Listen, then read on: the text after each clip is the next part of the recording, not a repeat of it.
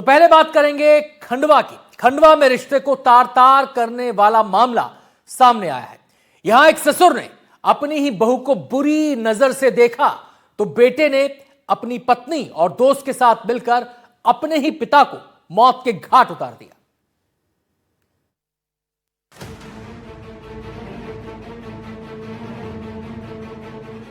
अपनी ही बहू पर ससुर की नीयत खराब हो गई। वो बार बार उसे बुरी नजर से देखता तो कभी उसके साथ छेड़छाड़ करता, लेकिन कहते हैं कि अति का अंत जरूर होता है। फिर क्या था, बहू ने अपने ससुर को सबक सिखाने के लिए पति से शिकायत की।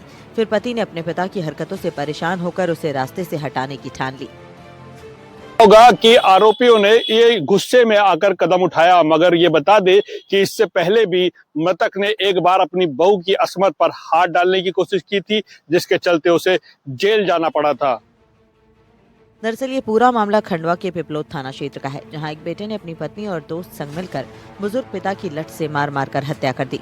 बताया जा रहा है कि मृतक ससुर अपनी बहू पर गंदी नजर रखता था और पहले भी बहू संग बलात्कार के आरोप में जेल जा चुका था, लेकिन इसके बाद भी अपनी हरकतों से बाज नहीं आ रहा था। उसने फिर छेड़छाड़ की। बहू ने पति से शिकायत की। इसके बाद बेटे ने खेत पर जाकर पिता को मौत के घाट उतार दिया। एक बेटे ने अपनी पत्नी और दोस्त के साथ मिलकर अपने ही पिता को मौत के घाट उतार दिया। इसके पीछे की वजह जानकर आप भी चौंक जाएंगे, क्योंकि उसका पिता अपनी ही बहू के साथ छेड़खानी करता था, इसीलिए उन्हें इस तरह का घातक कदम उठा दिया। आरोपी बेटा जब हत्या की अगली सुबह अपने 55 साल के बुजुर्ग पिता के अंतिम संस्कार की तैयारी कर रहा था। इसी दौरान पुलिस को मामला संदिग्ध होने की जानकारी मिली। इसके बाद पिपलोद थाना प्रभारी ने दलबल के साथ मौके पर पहुंचकर जांच की और शव को अपने कब्जे में लेकर पोस्टमार्टम के लिए भेज दिया। बताया जाता है कि जब मृतक रमेश पर उसके बेटे, बहू और बेटे के दोस्त ने हमला किया तो वो खेत पर पानी लगा रहा था। जिस दौरान हमला हो रहा था उस दौरान पड़ोसी ने ये सब देखा था। मृतक रमेश गौड़ अपने खेत में पानी दे रहा था। पड़ोस के एक व्यक्ति ने देखा कि उसका बेटा गणेश और उसकी पत्नी और उसका एक साथी, तीनों लोग उसके साथ मारपीट कर रहे हैं।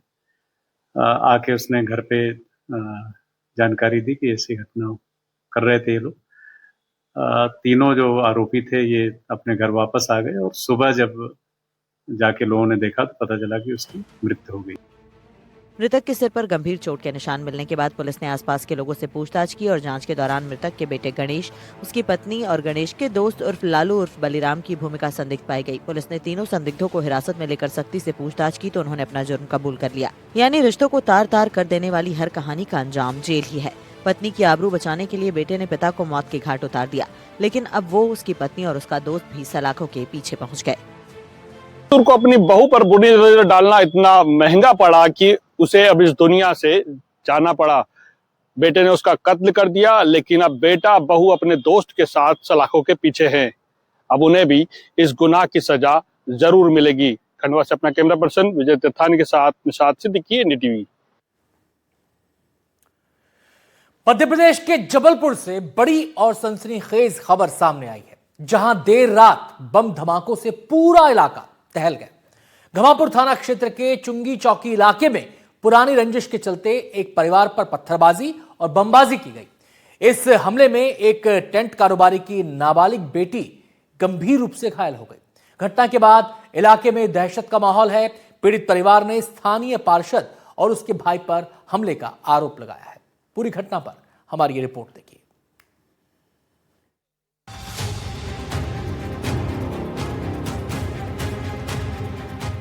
रविवार देर रात जबलपुर का चुंगी नाका इलाका अचानक धमाकों से गूंज उठा।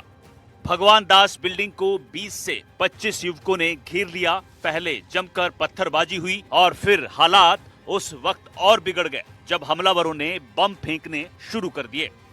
बम धमाकों की आवाज से पूरा इलाका दहल गया। डरे सहमे लोग अपने घरों में दुबक गए और दरवाजे बंद कर लिए गए। बमबाजी में बिल्डिंग को भारी नुकसान पहुंचा है। हमले के दौरान कुछ युवक जबरन बिल्डिंग के अंदर घुसने की कोशिश भी करते दिखे। घर की महिलाओं ने किसी तरह पानी डालकर उन्हें रोकने की कोशिश की, जिसके बाद हमलावर मौके से फरार हो गए। इस हमले में टेंट कारोबारी की बेटी गंभीर रूप से घायल हो गई, जिसे तुरंत अस्पताल में भर्ती कराया गया है। जबलपुर में अब बदमाशों को कानून का खौफ नहीं बचा है। एक टेंट हाउस संचालक का घर खाली कराने के लिए लगातार 2 माह में 3 हमले किए गए हैं। यहां तक कि दहशत में परिवार घर छोड़कर चला गया था। जैसे ही वो घर में वापस आया और रात को 20 से ज्यादा लोगों ने हमला कर दिया। पत्थर फेंके गए, बम फेंके गए, बेटी घायल हो गई। लेकिन बदमाशों को कोई डर नहीं है। पीड़ित परिवार पुलिस के पास गुहार लगा रही है। पीड़ित परिवार का आरोप है कि पूरी वारदात इलाके के पार्षद के इशारे पर की गई है। पुरानी रंजिश के चलते लगातार उन्हें निशाना बनाया जा रहा है। परिवार का कहना है कि पहले आगजनी, फिर पत्थरबाजी और अब बमबाजी। इन घटनाओं से तंग आकर वो घर छोड़ने को भी मजबूर हुए थे। की घटना है भैया, इन लोगों ने 20 नवंबर को हमारी दुकान में आग भी लगाई थी और फिर इन लोगों ने पत्थरबाजी करी अभी 25 तारीख को, और हम लोग तो घर छोड़ के चले गए थे। उसके बाद हम लोग अभी 1 घंटे पहले आए हैं और आते से ही इन लोग ने 20-25 लड़के थे, जिसमें जित्तू ठाकुर, छोटू ठाकुर, भैया लाल, यश ठाकुर, हर्ष और साथी जिसमें पीयूष और राजवीर और भी कम से कम ये 25-30 लड़के थे। इन लोग ने ताबड़तोड़ पत्थरबाजी और बमबाजी करी। हमारी 3 मंजिल बिल्डिंग पूरी क्षतिग्रस्त है। घटना की जानकारी मिलते ही पुलिस मौके पर पहुंची। पुलिस ने मामले को गंभीरता से लेते हुए जांच शुरू कर दी है। ये घमापुर क्षेत्र का भगवान टेंट हाउस के पास का मामला है, जिसमें जो फरियादी है महेश थदानी, उनके परिवार द्वारा एक रिपोर्ट कराई गई कि उनके बेटे जय थदानी जब दुकान उनके टेंट हाउस पे बैठे थे तो वहाँ से कुछ लोग निकले जिनका इनका पहले विवाद हो चुका है, जिसका नाम भैया लाल, छोटू, हर्ष व यश है।